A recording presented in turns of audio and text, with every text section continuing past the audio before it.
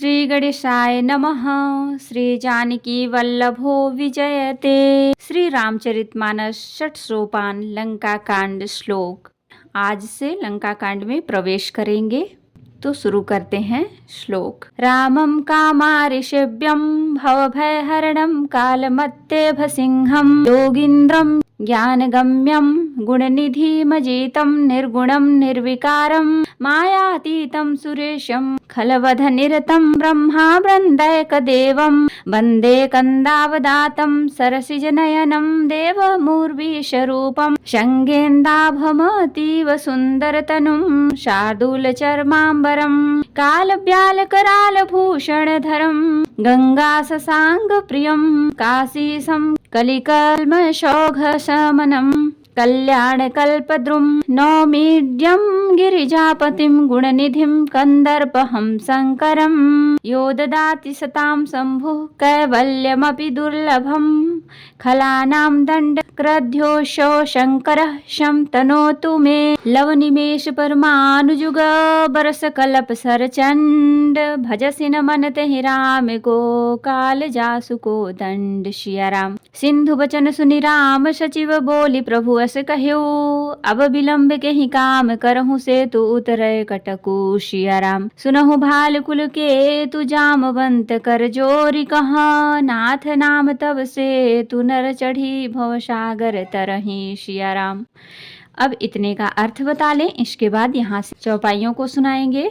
कामदेव के शत्रु शिव जी के सेव्य भव जन्म मृत्यु के भय को हरने वाले काल रूपी मत वाले हाथी के लिए सिंह के समान योगियों के स्वामी योगीश्वर ज्ञान के द्वारा जानने योग्य गुणों की निधि अजय निर्गुण निर्विकार माया से परे देवताओं के स्वामी दुष्टों के वध में तत्पर ब्राह्मण वृंद के एकमात्र देवता रक्षक जल वाले मेघ के समान सुंदर श्याम कमल के से नेत्र वाले पृथ्वीपति राजा के रूप में परम देव श्री राम जी की मैं वंदना करता हूँ। शंख और चंद्रमा की श्रीकांति के अत्यंत सुंदर शरीर वाले व्याघ्र चर्म के वस्त्र वाले काल के समान अथवा काले रंग के भयानक सर्पों का भूषण धारण करने वाले गंगा और चंद्रमा के प्रेमी काशीपति कलयुग के पाप समूह का नाश करने वाले कल्याण के कल्प वृक्ष गुणों के निधान और कामदेव को भस्म करने वाले पार्वती पति वंदनीय श्री शंकर जी को मैं नमस्कार करता हूँ, जो सत्पुरुषों को अत्यंत दुर्लभ कैवल्य मुक्ति तक दे डालते हैं और जो दुष्टों को दंड देने वाले हैं। वे कल्याणकारी श्री शंभु मेरे कल्याण का विस्तार करें। लव निमेष परमाणु वर्ष युग और कल्प जिसके प्रचंड बाण हैं और काल जिसका धनुष है,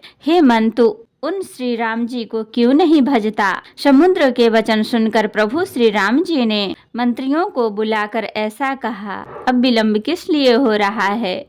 सेतु पुल तैयार करो जिसमें सेना उतरे। जामवान ने हाथ जोड़कर कहा, हे सूर्य कुल के ध्वजा स्वरूप कीर्ति को बढ़ाने वाले श्री राम जी सुनिए। हे नाथ, सबसे बड़ा सेतु तो आपका नाम ही है, जिस पर चढ़कर जिसका आश्रय लेकर मनुष्य संसार रूपी समुद्र से पार हो जाते हैं। अब यहाँ से चौपाई शुरू करेंगे। यह लघु जलधि तरत कति बारा अस सुनि पुनि कह पवन कुमारा प्रभु प्रताप बड़वानल भारी सोख्यो प्रथम पयो निधि बारी। फिर यह छोटा सा समुद्र पार करने में कितनी देर लगेगी। ऐसा सुनकर फिर पवन कुमार श्री हनुमान जी ने कहा, प्रभु का प्रताप भारी बड़वानल समुद्र की आग के समान है। इसने अपने समुद्र के जल को सोख लिया था। तब रिपुनारि रुदन जलधारा भर्यो बहोरी भयो तेहि खारा सुनियति अकुति पवन सुत केरी हर से कपि रघुपति तन हेरी। परंतु आपके शत्रुओं की स्त्रियों के आंसुओं की धारा से यह फिर भर गया और उसी से खारा भी हो गया। हनुमान जी की यह अत्युक्त अलंकार पूर्ण युक्ति सुनकर वानर श्री रघुनाथ जी की ओर देखकर हर्षित हो गए। जामवंत बोले दो भाई नल नीलहि सब कथा कथा सुनाई। राम प्रताप सुमिरि मन माही, करहु सेतु प्रयास कछु नाही।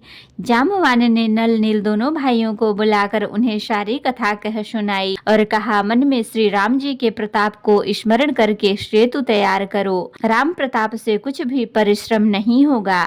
बोल लिए कपि निकर बहोरी, सकल सुनहु बिनती कछु मोरी।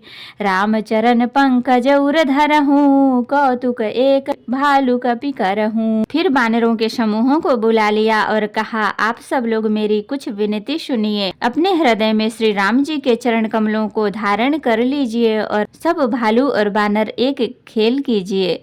धावहु मरकट बिकट बरू था, आनहु बिटप गिरिन्ह के जू था। सुनि कपि भालु चले करिहूहा, जय रघुबीर प्रताप समूहा। विकट वानरों के समूह आप दौड़ जाइए और वृक्षों तथा पर्वतों के समूहों को उखाड़ लाइए। यह सुनकर वानर और भालू हुंकार करके श्री रघुनाथ जी के प्रताप समूह की अथवा प्रताप के पुंज श्री राम जी की जय पुकारते हुए चले।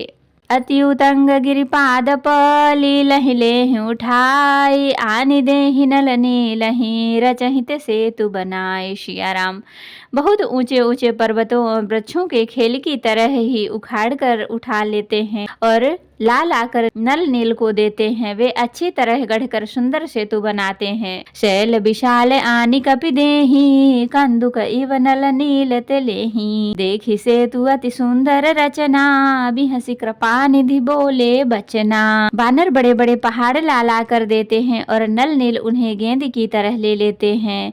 सेतु की अत्यंत सुंदर रचना देखकर कृपा सिंधु श्री राम जी हंसकर वचन बोले, परम रम्य उत्तम यह धरनी, महिमा अमित जाय नहीं बरनी। करिहऊँ यहाँ शंभु थापना, मोरे हृदय परम कल्पना। यह यहाँ की भूमि पर रमणीय और उत्तम है, इसकी असीम महिमा वर्णन नहीं की जा सकती। मैं यहाँ शिव जी की स्थापना करूँगा, मेरे हृदय में यह महान संकल्प है। सुनि कपीस बहुदूत पठाए, मुनिबर सकल बोली लय आए।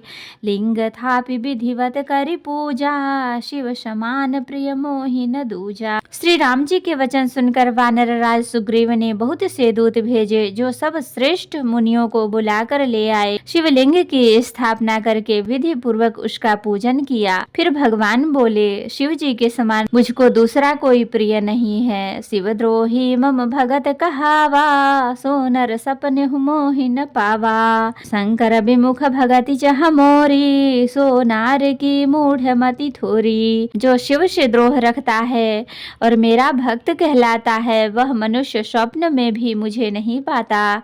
शंकर जी से विमुख होकर विरोध करके जो मेरी भक्ति चाहता है, वह नरकगामी मूर्ख और अल्प बुद्धि है। शंकर प्रिय मम द्रोही, शिव द्रोही मम दास।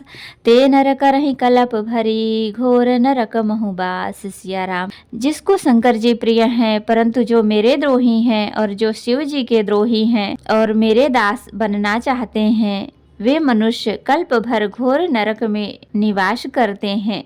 तो भक्तों, आज के लिए इतना ही। कथा विसर्जन होत है, विदा हूँ हनुमान। राम लखन सीता सहित सदा करहु कल्याण। कहूँ दंडवत प्रभु सन, तुम ही कहूँ कर जोर। बार बार रघुनाथ कहीं, सुरत करायहु मोरे। नाथ एक वर माग्यऊ, सोई कृपा करि देहु। जन्म जन्म प्रभु पद कमल, कबहु घटे जनि नेहु। सियावर रामचंद्र की जय, बोलो बजरंग बली की जय, बोलो सब देवी देवों की जय। तो भक्तों, अगर वीडियो पसंद आई हो तो लाइक करें, शेयर करें, कमेंट करें और सब्सक्राइब भी कर लें, ताकि मेरी हर वीडियो आपको आसानी से मिल सके। जय श्री राम जी भक्तों, आपका दिन शुभ हो।